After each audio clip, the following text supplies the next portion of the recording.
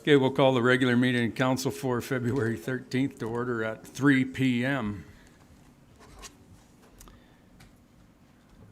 And I will ask for a motion from Councillor Smith that council adopt the agenda for the regular council meeting February 13th as presented. I'll give you that motion, Mr. Mayor. Thank you. All in favor? Carried. Consent agenda approval. Ask for a motion from Councillor Barton that the following are adopted by an omnibus motion in accordance with council's procedure bylaw. January 23rd, regular minutes, January 16th, budget minutes, January 30th, budget minutes, and the strategic priorities chart. You have my motion, Mayor. Thank you. All in favor? Carried. Section 4, the public comments. Randy, did you have one that you wanted to present, please? You can just stand up and... Honorable Mayor and members of Town Council, as a resident of High River, I wish to speak about the 3 public notice applications of transfer of water usage from irrigation use to municipal use allocation. In the public notice application, it states that to be transferred through the waterworks of the town of High River. This is stated in the application by the Foothills County, published in the February 6th Western Wheel. My questions are, does the town of High River Council know of the end usage of the water resource that the county of Foothills is applying for? And is council aware of the amount of water resource that is in the application? And could you clarify what through the works of the town of High River indicates? So I can't give you exact numbers off the top of my head, but this is a water license that Foothills County purchased from an irrigation user west of town. And what Foothills County has been asking us to provide 300 acre feet of water north into the Alderside area, whether it be into the industrial area that we already supply, et cetera, through those areas. So that's what that 300 acre feet is. Because that water has to come through our treatment facility before we can supply it, and then we sell it to the county through the existing lines that are already there. So it's a 300 acre feet-ish additional that they've been asking for us to provide. Now they have license for it, so it just gets transferred through. I noticed in the application that the transfer, it states that where it is going to this location. It gives a land location of 61928 west of the 4th and 11929 west of the 4th. It's being transferred to. And so That means nothing to me. If you said like it's south of Dave's place, I'd be able to tell you where that is. Land description, I don't know, Randy. in comparing where the water was applied for, in the application, it states it's from Highwood Ranch and also from Squaw Coulee.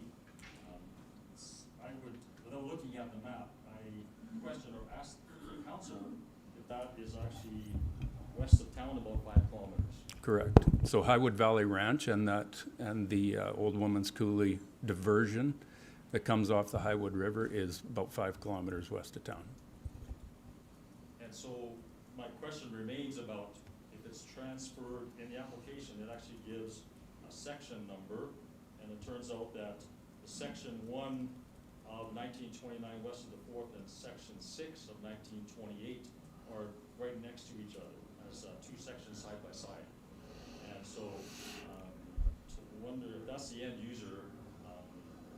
If the application states the end user, can we declare that and know who that is? Well, I'm sure we could if we narrowed down that. We'd have to ask Foothills County directly. What I can't tell you right now, though. Do we want to get that? Yeah. Can we get that for Randy? We've got your contact info from what you submitted before. Karen? Okay.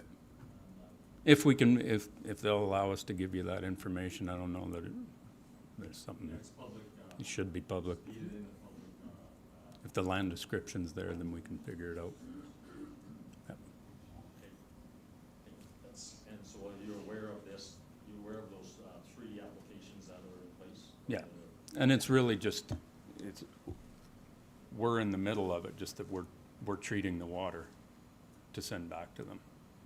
That's how it Goes has. through, And then once the Foothills County has future plans of building their own water treatment plant in Alderside, and that will again get transferred and they'll supply the water from there once that plant's up and running. That's years out, but So that's the only question I have, is to confirm that it's being transferred to that location of 61928 west of the 4th and 11929 west of the 4th. yeah, because it's still all allocated under the Highwood River watershed, right? Yes. Does that give you enough gray area to go with? Yeah. That's about all, I don't know, Chris, if you've got Yeah. any more. I guess my concern is a recent talk about application of an industry that's wanting to take 330,000 cubic meters out of the river. And so I just wonder if that is related to that particular activity. When I look at this land location, I wonder if that is or not. Not if it's going through our treatment plant. It will not have anything to do with the biodigester. We don't have any water lines that go back out to that area, so. Okay. That's my question, Mayor, thank you. You're welcome. Any other public comments? Carol? You bet, yeah.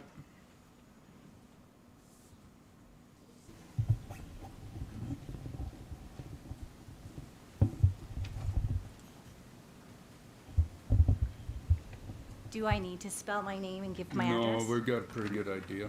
Okay, great, thank you. So good afternoon, Mayor and Council. I had the opportunity to attend the 2023 operational and capital budget meetings and have the following observations for your consideration for your discussions today. At the operational budget meeting on January 30th, I was pleased to see that the proposed budget did not include tax or utility rate increases for 2023, as I feel that residents and business owners all over are feeling the effects of rising costs in all sectors. So I was very surprised when members of council expressed interest in raising both taxes and utility rates and directed administration to return with a revised budget reflecting a 2.2% tax increase and 1% utility rate increase.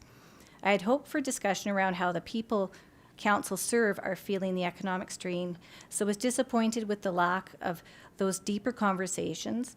And just a gentle reminder that council serves the ratepayers and not administration. So I'm hoping to see a little bit of conversation regarding that, if possible.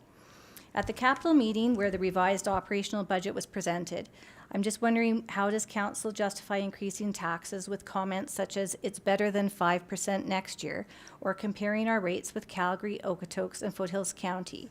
Each community has reasons for tax rates and forecasting future rates. It was mentioned multiple times by administration that High River is in a strong financial position with a significant surplus and did not need to increase taxes, and yet council directed administration to present a triangulated budget stream that has a tax rate increase, utility rate increase, along with funds from the Tax Stabilization Fund. At the operational budget meeting, the 4% COLA appeared to be completely supported by council, with some comments focused around we need to keep our staff. There was no discussion around council considering to not accept your COLA or looking at lowering the percentage of COLA. I have spoken with people in a variety of sectors to see if they are receiving a COLA and or able to give a COLA, and the answer is 0. 42% of the operating budget is salaries and wages, and the senior leadership team accounts for a significant portion of the salary wage category. Perhaps the selective COLA may help in retention of staff, as well as creating an atmosphere of understanding that not all people are thriving in this community. Something that I might have missed, but I was wondering, what are the amounts for the West Winds Communities requisition and the public Catholic school tax requisition? I did not see these amounts in the budget package, and they weren't discussed at the meetings. Are they included in the rate increases or as separate entities? Because if they're separate entities, that will also add additional tax impact. After observing these sessions and reviewing the budgets, I can't help but state my concern at having a $15 million capital upgrade to the pool considered at this time, when upgrades to wastewater treatment and water treatment plants are required, services that are essential to the entire community, and having future tax implications. I sincerely thank you for the opportunity to present my comments and current concerns. Thanks, Carol. I'll address a few of them. Might ask Chris to fill in the blanks. So as far as the 2.2% tax increase, the costs of everything have gone up.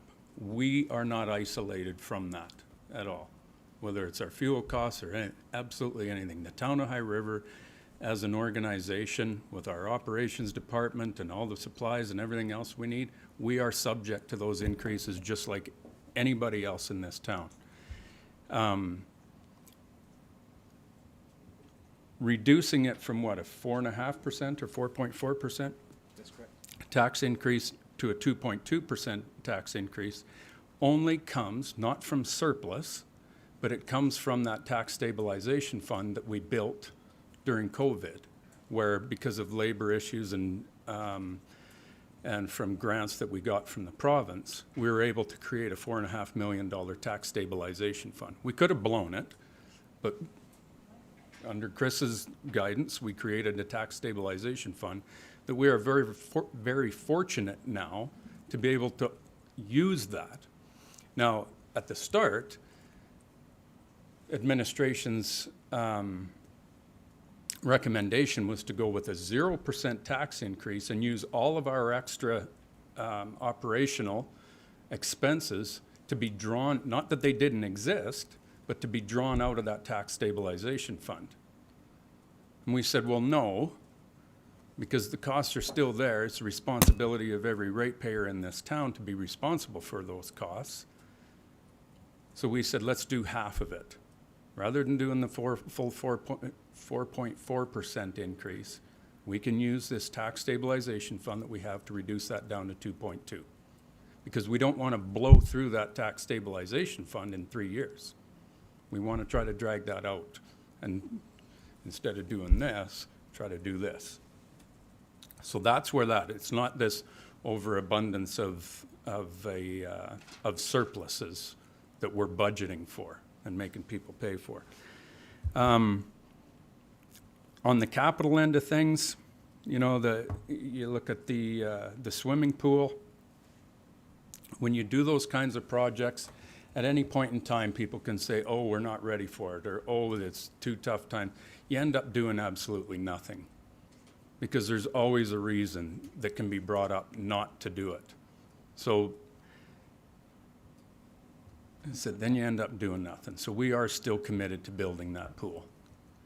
As far as water and wastewater facilities, our water treatment plant currently does not need any upgrades. That's a very, very long-term upgrade plan for that. Our wastewater treatment plant is a different story, which is under design right now, and working with Alberta Environment as to exactly what the requirements of that upgrade are. But that's already currently funded, right? So I want to be clear that administration did not recommend 0% tax increase. It's just pulling money from a reserve to give that 0%. So it's what you view as being responsible. For me, just going out and being able to say, oh, we're giving you 0%, A, is a fallacy, because no, the money came from somewhere. Right. And B, I've never been in this position to be a tax hero at any point in time. There's a way, and the services and the service we are responsible to provide, and a certain level of service in this town costs money. Understood. May I just make one comment? And I don't want to abuse my status as a past counselor. So. You guys always make me nervous because you're educated. I guess it was, and I guess when you have your more fruitful discussion as a council, because I really would like to hear council's aspect about where you're coming from with COLA but I agree, costs are rising for everyone. I don't think for once that the town is not affected by the rising costs, but so are all of us. You know, our gas is going up. Mm-hmm. And I'm not a tax hero, but I just was a little bit surprised that considering that the economy, like people are really feeling the pinch. And I know we go through cycles, but I just thought a little bit more discussion. I think that's what I was looking for, is to hear a little bit more discussion about the impact on people, not just recognizing that, oh, everything's going up at the town and we have to look after our town staff. Of course, we want quality of service. I'm not doubting that at all, but that's just where I was coming from, a little bit of the bit more recognizing that council, you're really we, like you're us, and to represent. So that's where I'm coming from. Correct.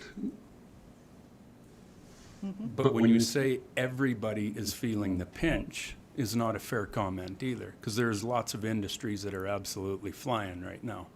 Housing industry, et cetera, blah, blah, blah. These guys are all flying. Even the oil and gas is flying right now. So to say everybody and for us to make decisions based on that is completely irresponsible. Fair enough. I shouldn't have made that generalization. We have to balance that out, that you got 10 people, you know, costs are going up, 2 are struggling. Do we just, you got to balance it out. That's our, as you know, Carol, that's our responsibility.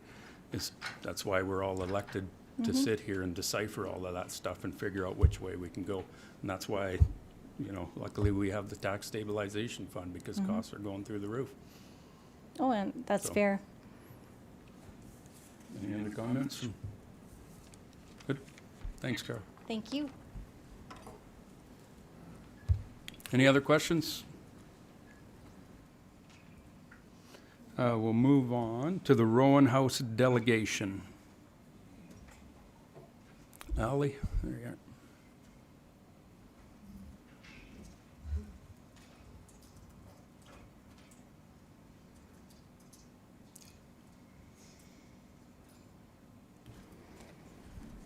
And then you just press that one there. The one with the face. Oh, thank you.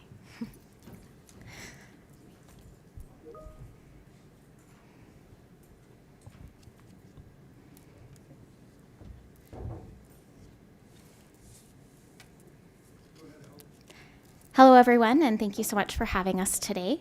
My name is Allie Cram, and I am the Communications and Marketing Lead for Rowan House, and this is our Executive Director, Lynette Solden. We have been in operation for 23 years now and celebrated 10 years in our High River location this past July. I don't know where those 10 years have gone. We're here today to provide a short update on some of the supports we have available for the residents of High River and how we can support you to make a difference for the people in your life who may be affected by violence and abuse, or perhaps the constituents you may come across in your work. Thank you, Allie. We serve the second largest geographic area in the province. The areas served are Foothills County, the MD of Willow Creek, and Vulcan County. At Rowan House, we provide a continuum of trauma-informed programs and services to help break the cycle of domestic violence and abuse in our communities by providing crisis intervention, long-term support, and preventative education and awareness. In doing so, we work to fulfill our vision that we can all thrive in safe and empowering relationships. So one of the first things that probably comes to mind when you think about Rowan House is our short-term emergency shelter facility for women with or without children who have left violent and abusive situations and are in need of a safe place to go. While this is our core mandate, we have grown to be so much more than a short-term shelter with 24 beds. We have a 24-hour support line that provides telephone and text responses to all individuals seeking crisis support information, or referrals to community resources that best suit their needs. The 24-hour support line is available in multiple languages through our Can Talk. We have a specialized children's program that not only allows children to be kids again, but trained staff provide them with tools for understanding their big emotions and strategies for coping and healing. We also provide one-to-one support and advocacy in the community setting through our outreach program for individuals who may need our services, but not necessarily the shelter. This program is open to any individual, no matter their gender identity or sexual orientation. And of course, we work from an upstream approach as well by providing preventative education and awareness for youth in schools, healthy relationship groups, and trainings and workshops for the public. Lastly, our Safe at Home pilot project, designed to be an alternative approach to serving families where the person who is perpetrating the violence and abuse is the one to move to a cool-down location and engages in programming, while the individual and children who is experiencing the abuse maintain the stability of their home and support networks. We also have some cool new things that we have been working on, but before we focus on those initiatives, I want to kind of reiterate why these services continue to be so important. And I see that we have our last fiscal year annual report up there, but some of the numbers that I'm going to share with you are also looking at our calendar year for a more recent look. Despite seeing strong improvement in the 2000s, a Statistics Canada report released this past October showed that police-reported family violence has increased for the 5th year in a row, while intimate partner violence specifically has increased for the 7th straight year.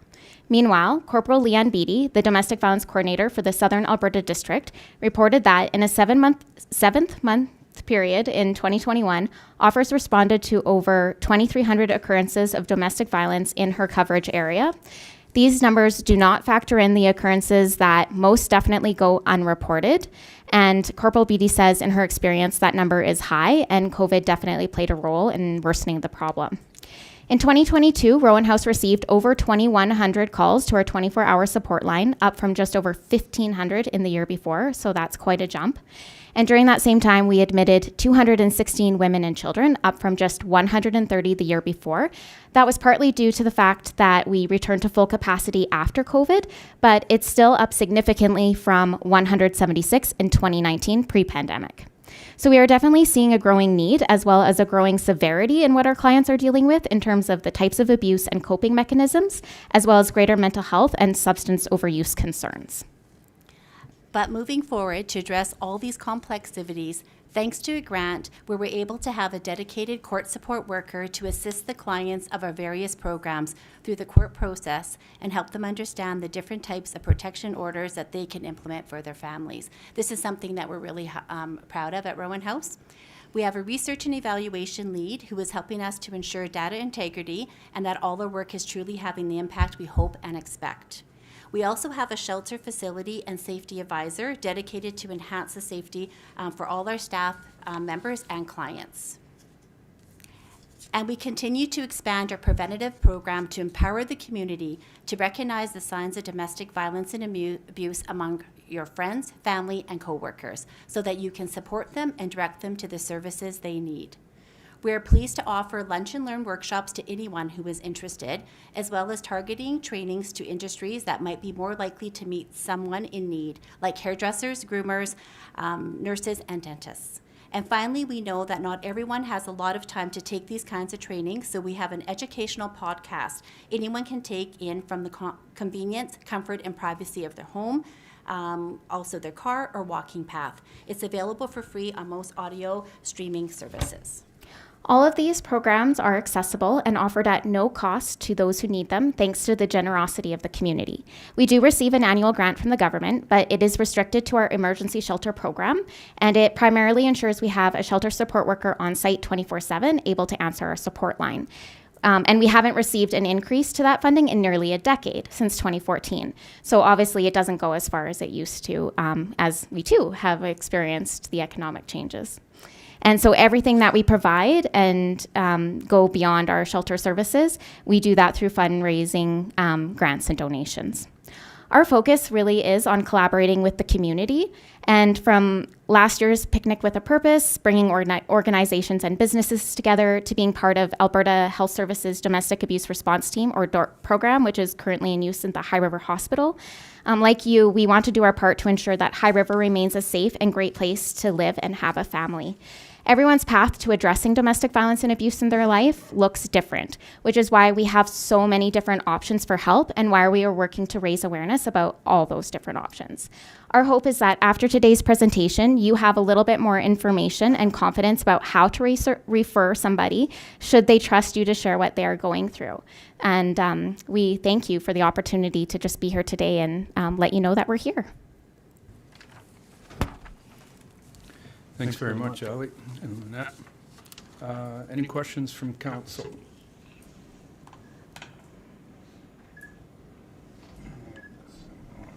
Councillor Nychuk. Thanks very much, Mayor Snodgrass. And thanks, ladies, very much for your presentation. Fantastic work that's done for people in our community and the outside of it.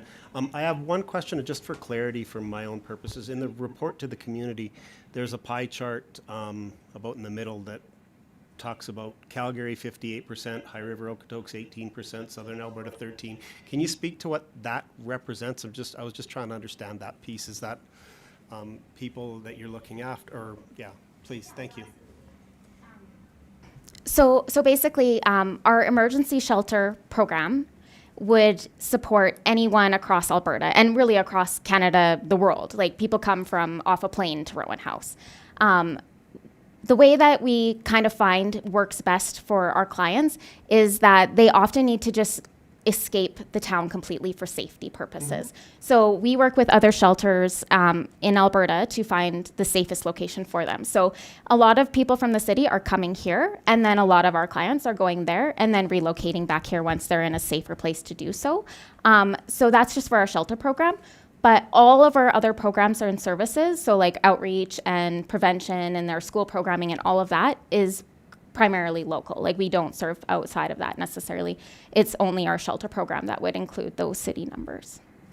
Can I have a follow-up question? Is that okay, Mr. Chair? So in regards to that, as the organization and entities within that, do you share your funding models then based on, because you're funded an allocation, and say nobody from High River goes there, for example, and everybody from High Level, which some people seem to think I live in High Level sometimes, but anyway, all the people from High Level come here. So do you guys kind of interagency, so to speak? Because it's tough. Funding is really tough, and I just wanted to have an idea about that. So when we advocate for groups like yours, whether it's, municipally or provincially or even federally, when we can have those conversations, so just to have an understanding. Thank you. Yeah, no, well, So we do share, so I'm quite actively involved, not only in the Foothills area in Vulcan and MD Willow Creek, but we do want to learn from each other. So we do connect with also the Calgary, the urban, and we do as much as we can to talk about staffing models, what works, what's not working. We do talk about funding, but there is a little bit of a unique difference between urban and rural when it comes to funding, in all fairness, even with the way that it's completed through Calgary FCSS and how it's done here locally with FCSS. There is some differences when it comes to that, but we try our best to always work together because we know what the family violence is so complex. So anything we can do to learn and share, we're going to do that as best as we can. Thanks. So I hope I answered it. Yeah. No, that's great. Thank you very much. Appreciate it. I would just add to that like, we make up for that city funding by going to some city funders. So like, we would go to corporations and different things in the city to explain that to them as well, to try to balance that funding from that perspective. Because from the government perspective, it's like you say, like, there's definitely some, like, if you could advocate for support for like them reviewing how they support rural shelters, like, I think Lynette would say that would be very supportive, because it's not fair in a lot of different ways. Just to kind of go back in the report that I had just mentioned, the research and evaluation, the court support, that is all through grants that we've had to do, or our lovely donors or the community members that have supported it. It's not something that is part of the rural kind of process model, which is something, again, that we're really trying to address, is that equality for urban and rural. Yeah. I don't have any further questions, so thanks very much for coming and presenting. I think we're all very, very proud of the work that Rowan House does, and it's an excellent asset that we have, and we're fortunate to have you guys in High River doing this work, and we're all very proud of what you do. Thank you.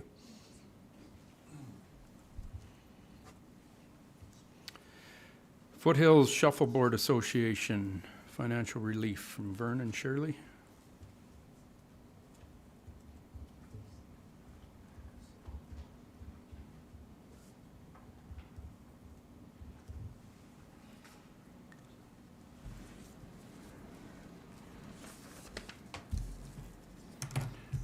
Hello, I'm Vern Knutson with the president of the Shuffleboard Association. And what we're looking for is some help with our funding. And as a result of the COVID, the Foothills Shuffleboard Association was unable to play for 2020 and half of 21. In addition, in 22, the club was displaced from the regular field of play during curling slab project, which we're glad that you did. This makes it way better for shuffling. The club has suffered as a result of the lack of play, and so we're rebuilding the club, and we were just wondering if council would look into giving us some support. So Vern, just so that I'm clear what we're talking about, your player reduction is primarily caused by COVID, because the shuffleboard still continued just on the large ice when the construction happened, correct? Yes, but the large ice was the quality for shuffling was not near as good as it would be on a level surface. So some of the people didn't want to come back and shuffle the second time. And we struggled to get enough people to play in our tournaments. But we did shuffle, yes. Okay.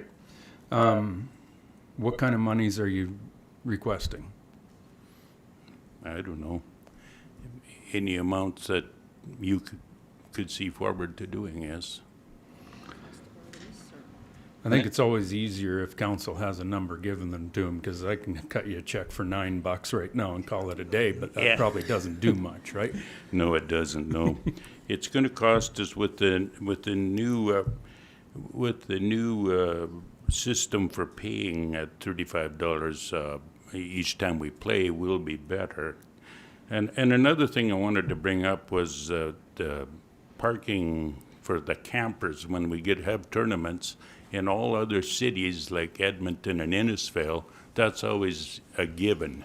It doesn't cost anything to bring your motorhome or your camper to park around the rink or in the overflow. And we do have to pay for that. So we're wondering if council could see free to give us that spot in the overflow for a year or even more than a year.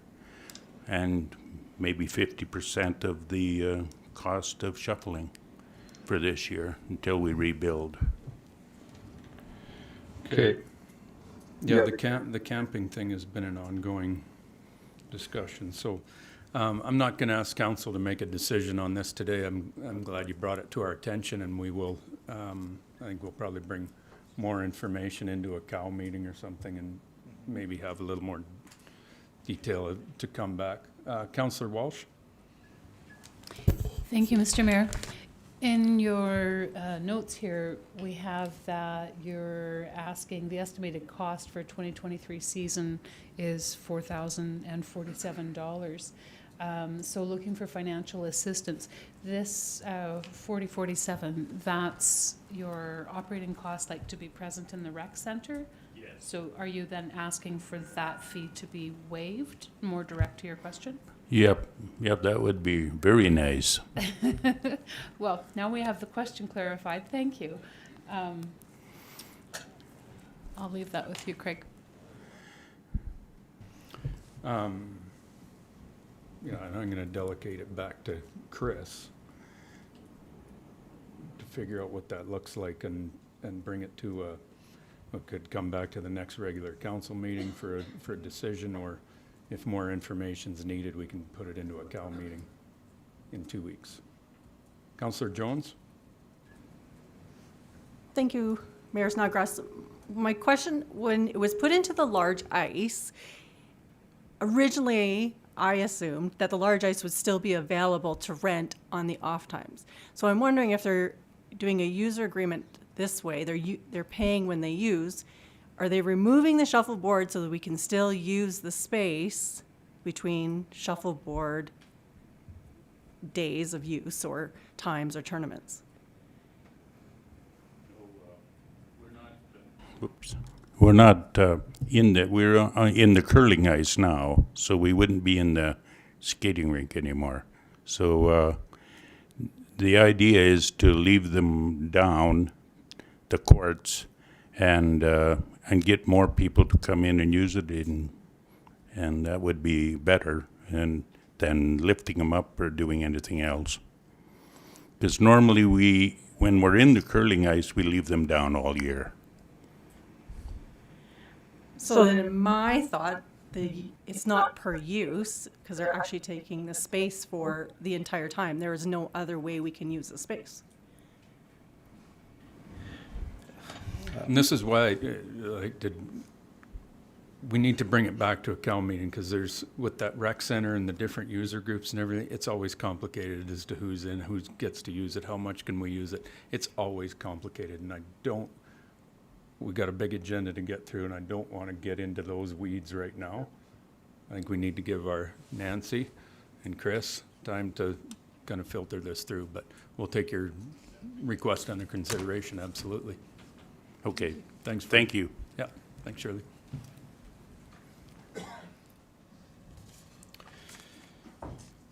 Okay, into the business items, columbarium niche resale. So I'll speak to this, of course, as your resident mortician on council. So currently, the bylaw reads that cemetery plots, which are full burial plots, can be sold back to the town, whether the people move or they've come up with other plans. Most people are not being full burial anymore. They're being cremated now. So lots of people are selling their previously purchased full burial plots, and they're allowed to sell them back to the town of High River at the original purchase price. What's not included in the bylaw is that if somebody wants to do the same thing with our columbariums that we now have out there, where you can put 1 or 2 urns in the little columbarium niche, and that's where the person rests. So in the last, 2 years now, I've had one individual that's come to me saying they want to just move from one columbarium to another so they can be beside a family member.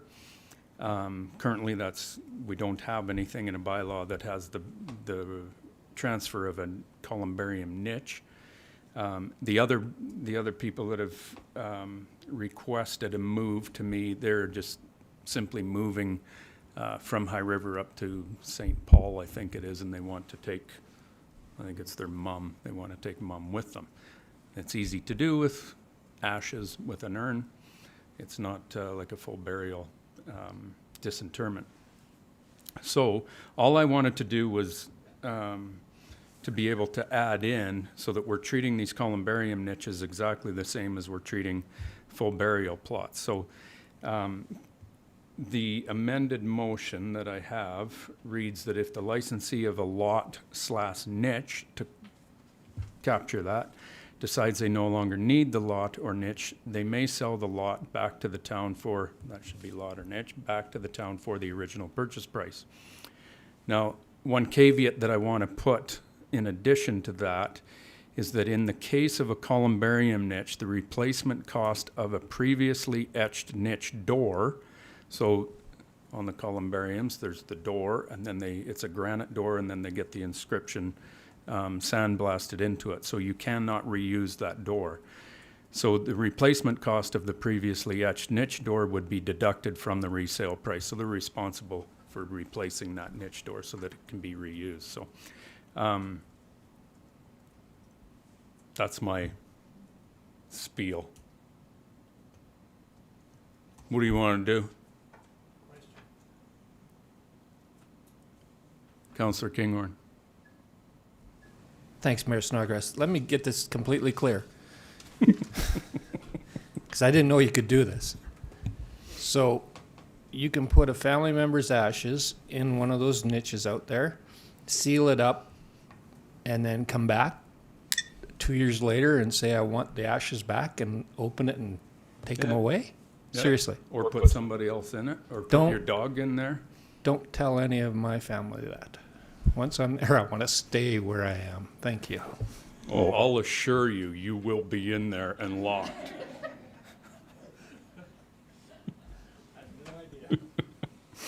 Yeah, and you can do it with full burial plots, and it's very, very rare that somebody disinters a full burial body, moves it. But I have done it, like I've done it twice in 22 years. It's rare, but it is done. But with the columbariums, it's obviously much easier, and you know, if you're moving from High River to Ladysmith, BC, well, it's pretty easy to take mom with you if you actually want to, right? So that's the thing. It's very rare that it comes up, like this isn't something that's going to be used, but I think it's fair to treat these just the same as we do the full burial plot. So, Councillor Jones? So the only cost that you see is the replacement of that door? Yeah. Because I would That the say, person would be paying for anyways, because it's deducted from what we pay back to them to repurchase it from that person, right? because I don't know if it would be, you know, the original price minus any costs incurred in that process. And that's only the door. Okay. The only other cost is if, for the funeral home to go out and open up the columbarium door to access the ashes. But the town doesn't do that, funeral homes do.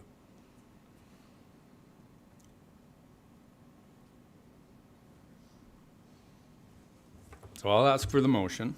I'll make the motion. If the licensee, the mayor and council direct administration to amend section 41H of the cemetery bylaw 4559/2019 to read, if the licensee of a lot niche decides they no longer need the lot or niche, they may sell the lot or niche back to the town for the original purchase price. In the case of columbarium niches, the replacement cost of a previously etched niche door would be deducted from the resale price. My motion. Any further conversation? Questions? All in favor? Carried. Thank you very much. Operating capital budget. David?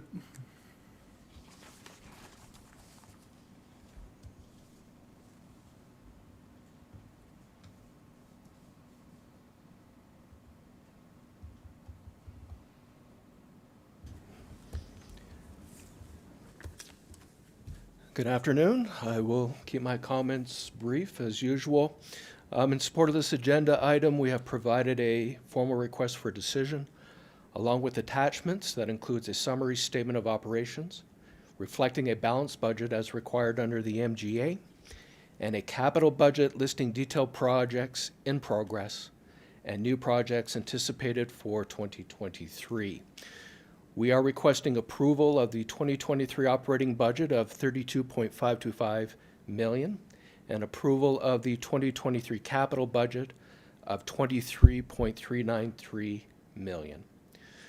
When we started our budget deliberations late last year, we focused our attention on key themes or outcomes that we wanted to achieve by this point in the 2023 budget process, including confirmation that the town is financially stable over the short term through the generation of annual operating surpluses, a result of one-off revenue opportunities and ongoing cost containment activities.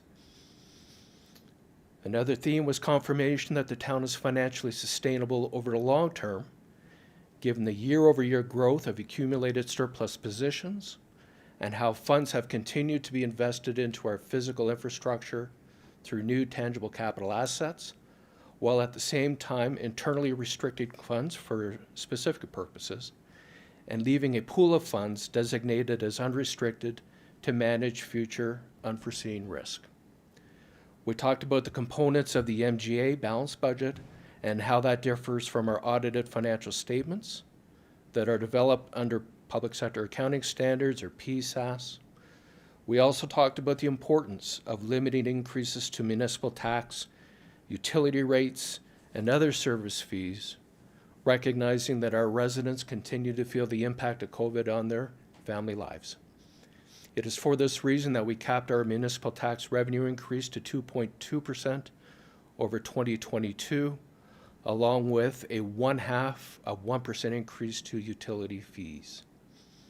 We talked about the importance of being an employer of choice and how recruiting and compensating highly qualified talent has a direct impact on our ability to achieve our strategic priorities. It is for this reason that we increase salaries, wages, and benefits to competitive positions when compared to other local labor markets. We talked about capital projects and how the importance of continued investment into our infrastructure directly impacts future generations. It is for this reason that we set a capital budget that ensures sufficient funding to finish off those projects that are carry forwards from 2022, and new funding for new projects that recognizes that as the needs of the town changes from year to year, the projects in progress should complement these ever-changing needs. Finally, we talked about the strategic use of restricted reserves and when it is appropriate to use a reserve. As a result of that conversation, we agreed that it was appropriate to use a small portion of the tax stabilization fund, approximately $320,000 of the available $4.3 million, to reduce the municipal tax increase while fulfilling our obligation under the MGA to deliver a balanced budget. This 2023 operating and capital budget, as you have it in front of you, is balanced, is designed to support the town's current financial stability and long-term financial sustainability, all while continuing to invest into our staff, our residents, and our capital infrastructure. That concludes my comments. Thanks, David. Open it up to questions from council. One piece that I forgot to address for Carol that I'll touch on is the employees' COLA increase. Our largest competitor on the labor market is the city of Calgary. We have staff that can straight to the city for a significant salary increase. We can't match that, what the city of Calgary offers. There's just no way. But we have to be cognizant of what that gap is, because we still have a level of service that we want to provide people that, for our residents, that we have to meet. And we need staff that, to fulfill that role. And so that's why I support the COLA increase, because we can't let that gap get wide, because it's so easy for people to jump ship and go find the next 20 grand in a salary. So that's where I'm at with the COLA. I'll open it up to comments from council. Councillor Kinghorn? Thanks, Mayor Snodgrass. Yeah, I have to concur with the mayor's comments. I think that during the budget process, we worked very hard with administration to save any sort of funding anywhere, and they did a really good job of presenting a good budget, I felt. I have to agree with the COLA. We have to look after our employees, and we need to keep them, not only Calgary, but we saw a couple go to Strathmore last year, and before that, some other communities. So I think it's important that the COLA be in place. So we've arrived, another point though, Mayor Snodgrass, should the capital budget and operating budget be passed in the same motion, or should that be two separate motions? I don't know that it matters, but we can separate it. What do you think, Karen? Should it be separate? I'm looking to administration. I can separate it. Okay, they say it's okay as one. So Yeah. so we've got to a point where we know what we need for revenue. My concern, and I'm in favor of this budget that's in front of us, is I still have a question about the revenue, where the revenue is coming from. The 2.2% tax increase for residents, I'm good with that. I just wonder about that utility rate, and I'd like to have council's input on whether we should be drawing more down from our reserves or bump that utility rate up a bit. The utility rate is the one place that residents can have an impact. It was put into place for conservation purposes, and if you want your utility rates to be lower, you can lower your water use. Taxes, you don't have a choice. That's really about all my comments. Thanks. So that's regarding the 0.5% increase to the utility. Yeah, the 0.5% increase in utilities, I thought when we first started discussions, we were about 2% on utilities, and then we backed it down to the 0.5 in the CAL meetings. But I would support this budget as is, but if other council members want to look at raising that utility rate to 2 and reducing the drawdown from reserves, because once we start those drawdowns from reserves, it's going to be every year going forward. We're going to be digging into those again, correct? So I thought the utility started at a 1% increase, or was it 2? I missed the middle budget meeting too, so fill me in. 1%, and each 1% change represents 90,000. And so we backed that off and went with 1/2 1% or 45,000 in our last meeting. So to bump that back up, what Councillor Kinghorn is questioning, to bump that back up to the 1% would be an additional $45,000 is what we're talking about. Councillor Nychuk? Just to speak on that point, yeah, we were at the 1%. We brought it down to 1/2. I initiated that. Now that initiation, for those of us as residents sitting here, and hi, Carol, to speak to that, it was cost recovery. So you had some really good questions, Carol. So I wanted to give you some more answers, and for those of us that are present and listening in the atmosphere, so to speak. The 0.5% when we brought it down was to cover operational increase costs. That was specifically what I was talking about, was to cover costs. We can't go to the grocery store and say we're going to pay less money for milk because we don't like it. The cost is the cost. So when we were looking at the increase, I didn't want to see an increase in utilities for anything other than to cover the operational cost increase that we've seen. So that's being fair to us as residents. We're seeing those costs across the board. We are not implementing this for a revenue grab. It's to stay neutral in terms of cost. If we don't do it now, we will do it next year, or we will do it the year after, and it will just exponentially increase. So we get that balance again. So to speak to that one, Councillor Kinghorn, that's why we came to the 0.5%, and that's what I would like to support, understanding that is where we're equalizing, or we're realizing the capturing of increased costs. Yes, David? That is correct. Thank you. Councillor Walsh? Thank you, Mr. Mayor. I just wanted to follow up on the same things that Councillor Kinghorn and Councillor Nychuk were saying. In that good budget, we did consider all of the different ways we could reduce costs, gather money from here or there. With Councillor Kinghorn's recommendation regarding utility tax, I think it's very important that people have something they can control, but at the same sense, we can't create this false scenario of, oh yeah, no, we're no taxes this year. We're not going to increase anything, because everybody else's life has gone up exponentially. So to find a way to reel that back in and find a middle ground, I support the budget as it's written, but I also support the reality going forward that as utility costs go up, we have to reflect that back out. We can't. You can't just bear the cost of inflation and hope it goes away. It needs to be passed on.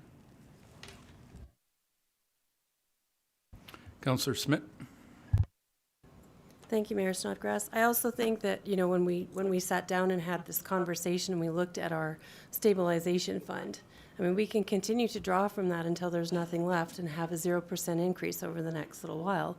Or we can say, hold the phone, we can introduce that level of change that we're going to need to be able to be self-sustaining for the long haul without giving everybody the sticker shock of a 4.5% increase in 1 year.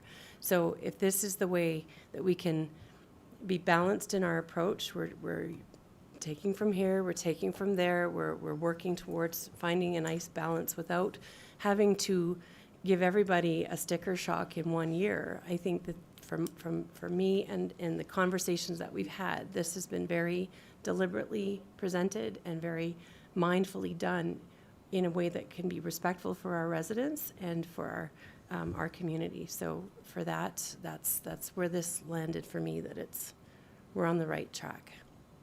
Thank you. No further questions, so I'm going to read the motion as it is. If any council member wants to ask for an amendment, you're more than welcome to do so at the end of it. So I'll ask for a motion from Councillor Walsh that council adopts the 2023 operating budget in the amount of 32.525 million, consistent with the enclosed operating budget 2023 schedule, and that council adopts the 2023 capital budget in the amount of 23.393 million, including new capital projects of 3.46 million, increases to existing capital projects of 4.288 million, and carry forward projects of 15.645 million, consistent with the enclosed capital budget 2023 schedule, and that council approved the use of $320,000 from the tax stabilization fund to reduce the municipal tax increase, and that council will support a 2.2% tax revenue increase. And further, that council recommend a 0.5% increase to water, wastewater, and solid waste utility fees to be presented in a new rate bylaw. Councillor Walsh. Thank you, Mr. Mayor. You have my motion. Thank you. Any questions, comments, amendments? See none, hear none. All in favor? Carried. Amendment to the flag policy. Thanks very much, David. Well done. These budgets are not easy. Jody, flag policy. Thank you, Mayor Snodgrass. I wanted to bring forward an amendment to the flag policy. This policy was approved by council almost a year ago on March 14th, 2022.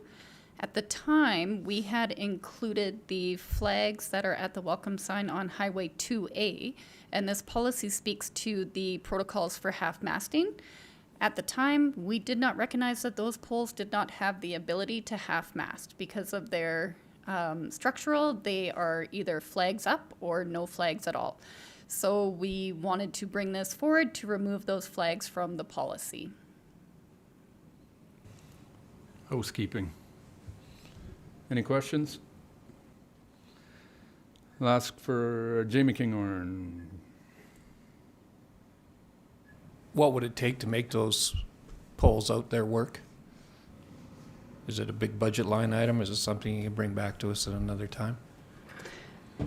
I'll let Chris answer that one because I think he has a plan. Oh, you have a plan. Thank you. Certainly, it would be a budget line item in the future to replace them so that it could be half mast, because we have other sites in town that are similar as well. And I would suggest that we do that matching with our gateway signage program that we plan to bring forward for conversation for budget 2024. So it's an integrated approach with landscaping as well as new signage for the gateway.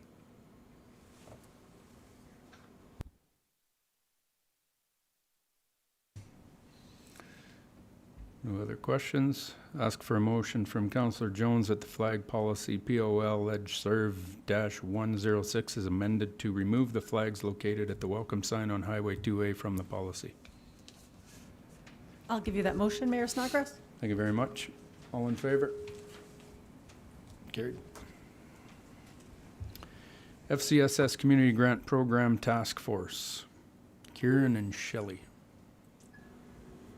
Good afternoon, Mayor. Oh, sorry. Good afternoon, Mayor and Council. So FCSS community grant funds are allocated annually and are based on availability, on alignment with preventative social services, and on application and following up reporting process.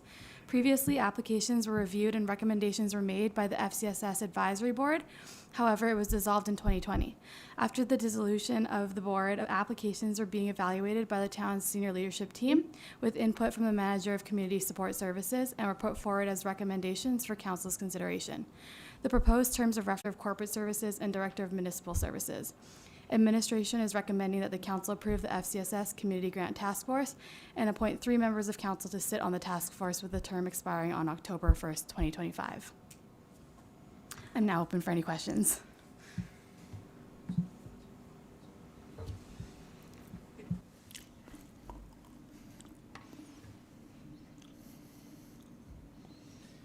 Oh, yeah, Brenda for sure.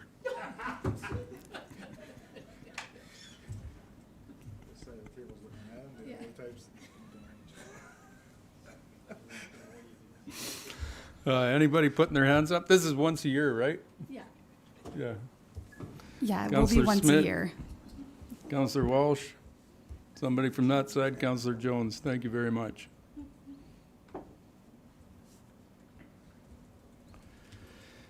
So I'll ask for a motion from Councillor Barton that council approve the FCSS Community Grant Program Task Force terms of reference to aid in recommending the 2023 FCSS Community Grant allocations, and that Councillor Smith, Councillor Walsh, and Councillor Jones be appointed to the FCSS Community Grant Program Task Force with terms expiring October 1st, 2025. You have a motion, Mayor. Thank you very much. All in favor? Congratulations, Brenda.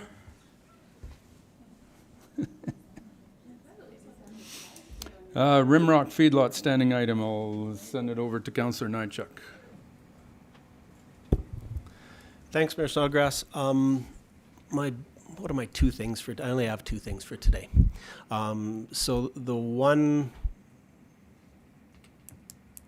biggest thing is the community involvement. I have received an incredible amount, and in today's agenda, if any of you had a look at it before you came here, I'm sure this side of the table did, but for those of you there, there's some references to those letters that are going out there. I have talked to an incredible amount of people over the last since we started this process. And my communication has always been, I think I've mentioned this before, is that as a community, as residents here, raising our voice to any government agency involved in this, whether it is your MLA, whether it is one of the ministers, whether it is one of the regulatory bodies, raising our concerns into our quality of life is incredibly important. And it has been an absolute outpouring, which is extremely fantastic. We can do so much as council. We can reach out. We've had, Mayor Snodgrass and I have had meetings. We will continue to advocate and do that as this process moves forward, because there's no decision been made yet by AEP. But it comes down to all of us raising that concern. We can carry the flag and wave it, so to speak, but the more of us that become involved in our quality of life, the better it is. So I want to thank the community for their involvement in that. I would also like to thank the residents of the County of Foothills that have reached out to me. I hope they're doing the same thing with their council, and I see some of those CCs in the emails that those members of their council are also receiving the same communications. But that's kind of how things get done and happen. If we don't raise a concern, the powers that be don't realize the impact that a certain decision might be having. So when we step up and we advocate, it gets heard, and hopefully the right outcomes come from it. So the other piece I wanted to talk on was Tidewater. At this point, I've mentioned this before, council having a meeting directly with them. They have yet to agree on a date and time. I had during the time between last council meeting and now, I did have a meeting, a virtual meeting personally with 2 representatives from Tidewater, explained that council would like the opportunity to sit with them, not virtually, but in person, and if they could kindly find the time in their busy schedules to meet with us. This wasn't going to be an open meeting. It wasn't going to be a council meeting, but it was an opportunity for us as council to have some direct eye-to-eye contact with a couple of their leadership team, I guess we'd say. So I continue to work on that. Unfortunately, they haven't come back and said, yes, we are willing to meet with you. Quite honestly, that concerns me. If you can't sit down with the residents of a community that you may or may not affect, and just have that humble consideration of a community's concern about their well-being, I get very concerned. So to council, I'm sorry I haven't solidified that meeting yet. I will continue to push for that, and hopefully that comes to fruition. In my opinion, again, mine, not my council members, but mine, if they don't get to that point where they're willing to sit with us, it just speaks again volumes about what they may or may not be doing in the location that they're proposing to put this. So it's disconcerting for sure. I'm still open to this possibly being an industrial energy application that could serve this area, the energy industry. I'm still open to that. I would just like somebody to show me that way, that it is not going to affect our quality of life. So I remain open to it, but at this point I am unsupportive of it because nobody can come to me and prove that that's the case, and I don't think they can prove it to my fellow council members as well. So hopefully next update I give you, we'll have had that meeting and I can share some more information with you. But there is a lot of work that's happening behind the scenes. A lot of credit goes to Mayor Snodgrass. He's carrying a lot of this as well, and we continue to talk on a daily, weekly basis about this and what we can and can't do. So yeah, thank you. Appreciate it. No, and kudos back to you, Michael. Michael is in a relentless pursuit of information to try to decipher what's real and what's false, and where the maybes and are. But both of us are constantly trying to find different avenues as to where we can get information from, and who can help, and who knows more than we do, and what's worked in the past, what might not work for this, and what might work for this. So I did reach out to Premier Smith. The only reason why is because I can text her.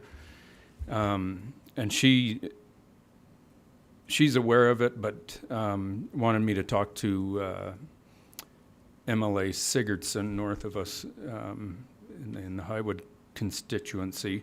So RJ and I did have a long conversation. Like there's very little that the level of government can do. They can't step into any AEP approvals. They cannot involve themselves in that, and I completely understand that. Now RJ did make reference to another biodigester that's up in the Lloydminster area that he's supposed to be getting me more information on, because he made it sound like it's a similar operation, but I don't think it is. But as usual, I want more information.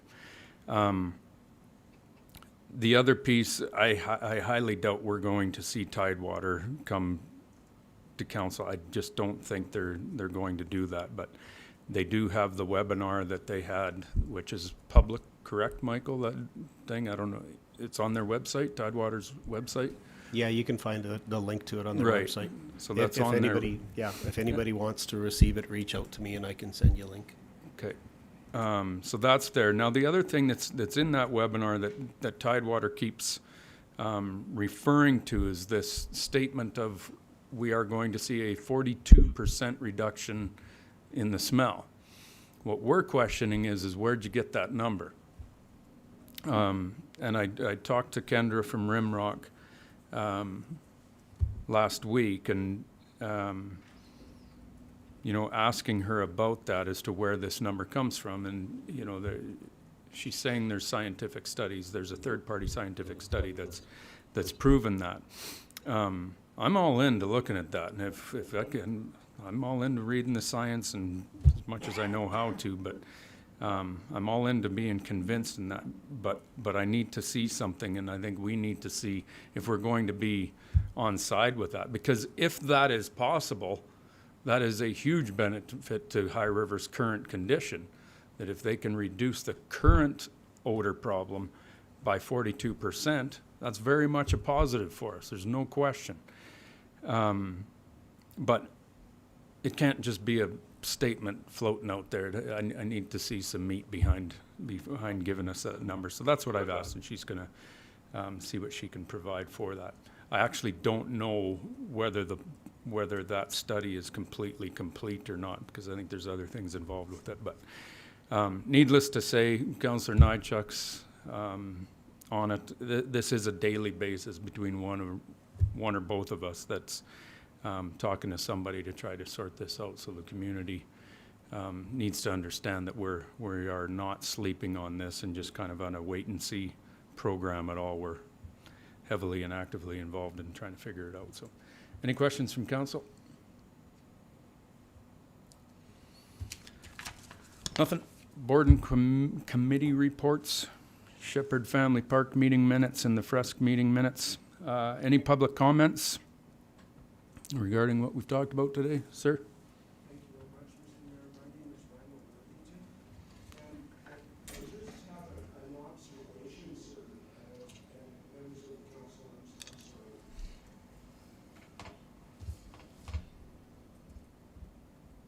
You just want to sit there, then they can hear you on the Okay, thank you. Thank you, Mr. Mayor and members of the council. And I don't know as much as if it's a question as much as an observation. And we in the community understand and appreciate how difficult being councilors and mayors are and running a town like ours and doing an admirable job, I might add. But the people aren't hearing what Mr. Nychuk and what you have just said about the hard work you're doing, or say you're doing, behind the scenes. And that leads to a communication failure. And where people get up in arms about, or a perception that our council isn't doing anything on our behalf with respect to this biodigester. And I've been to 2 councils, this is my second one, and in both council meetings, I've heard Mr. Nychuk and yourself, sir, say what you're doing behind the scenes with respect to this. I'll say my comment as to what I think about it, but just a word in a paper or a comment that you understand the severity of this and that you're on it. And we would appreciate that acknowledgement. And I don't know how best to do that other than to say, well, if you want to know how to do it, just come to the council meetings and hear us talk. And obviously that's not going to work for everybody. And I don't think it takes that much time to communicate that you understand the severity of the problem and that you need to trust that we're working on your behalf, because it's not just the Northwest residents, it's this very town that'll suffer, or the potential. I'm not going to say it'll suffer, the potential of it suffering.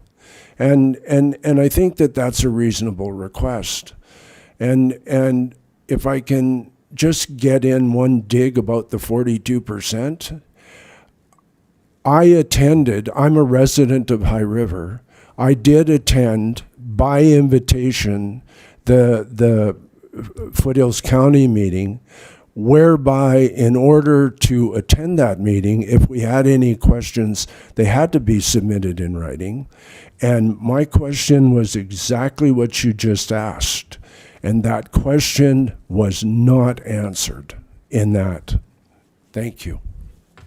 Yeah, thanks, Randall, and that's what I pushed back with Kendra, is that, you know, if you're going to put numbers out there, you gotta have something to back it up. You can't just say, you know, we think. Now, as far as the communications piece, we have made this a standing line item on all of our agendas currently, in which all these meetings are live streamed, et cetera, so that, you know, people that are thoroughly interested in where we're at, you know, these meetings sit on our website and you can go back and watch it. But I'll be honest, I rely on it, and I talk with Sun Country asks me after every council meeting on what's going on, and they always ask about this, and it's up to them whether they write a story on it or not. But you know, whether we do a comms piece on it or not, I don't know what.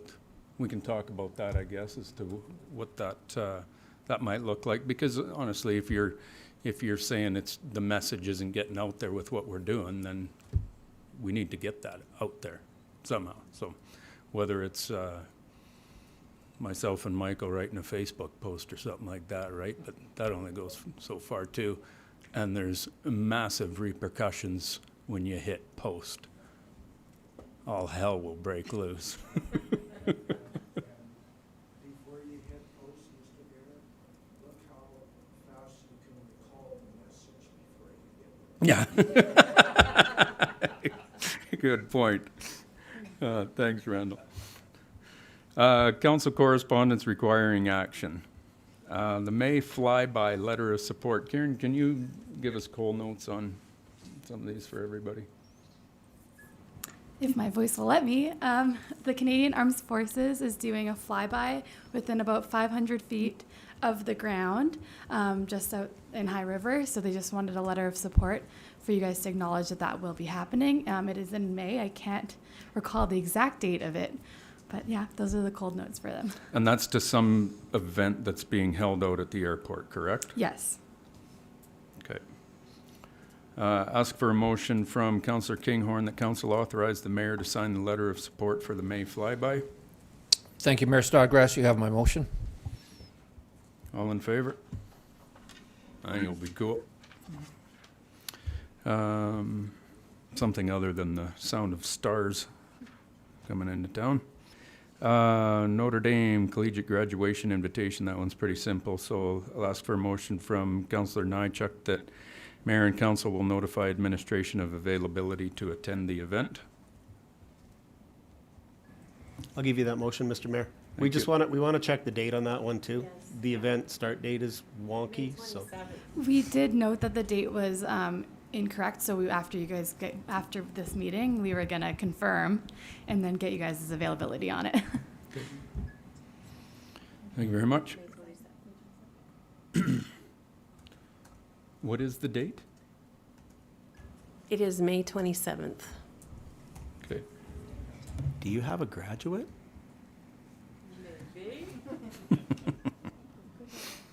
Motion presented by Councillor Nychuk. All in favor? Carried.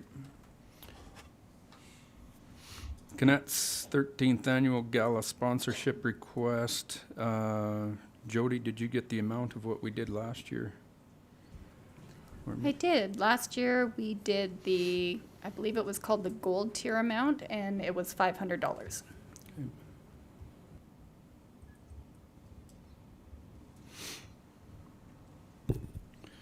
that comes out of the Kinghorn Slush Fund, correct?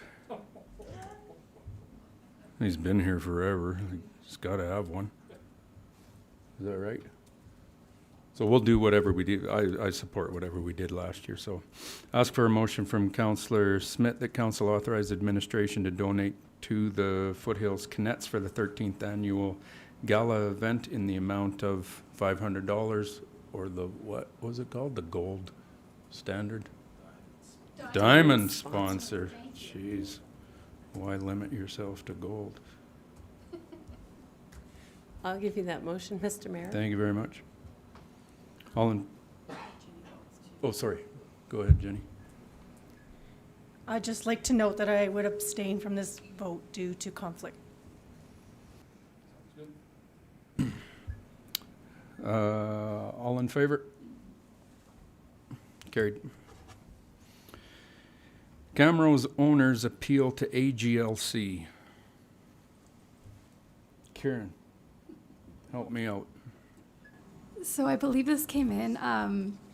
So there's a Camrose owner that owns a casino that wants to move, and they put in for an appeal. Well, they put in to move for the AGLC, and they denied their ability to move the casino. I think it was somewhere outside of Edmonton that they wanted to move it, and it was denied.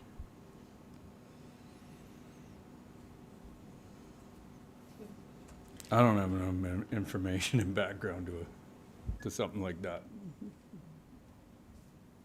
to even make a motion. I don't know if we want to, these kinds of things just to go off of it. Just like that, I don't have enough information. Councillor Kinghorn? Thank you, Mayor Snodgrass. I would move that we do not sign a letter of support with respect to cameras owners and AGLC. Do you want to make that motion, or do we just leave it alone with no motion at all? You asked for the motion. Did I? Yeah.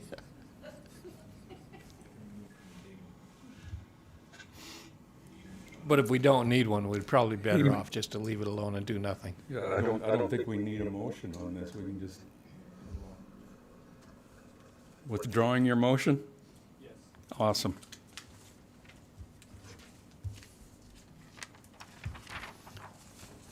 That one just says there's some background information that we don't quite have, so. Council correspondence for information, Rimrock Feedlot Biodigester, Community Futures, board members. Letter to Honorable Jason Copping, Town of Fox Creek, regarding their ambulance service, and January notes to council from the Marigold Library Board meeting. That's it, that's all for that one. I'll ask for a motion that council, a motion from Councillor Barton that council recess the regular council meeting on February 13th at 4:21 p.m. and move into a closed meeting. You have my motion. Thank you. We'll take a brief recess while we clear up. Councillor Smith, sorry. Yes, Mr. Mayor, I'd just like to make a note to Mr. Worthington and the other members in the gallery that, one of the initiatives from council to be able to converse directly with our residents is our Coffee with Council.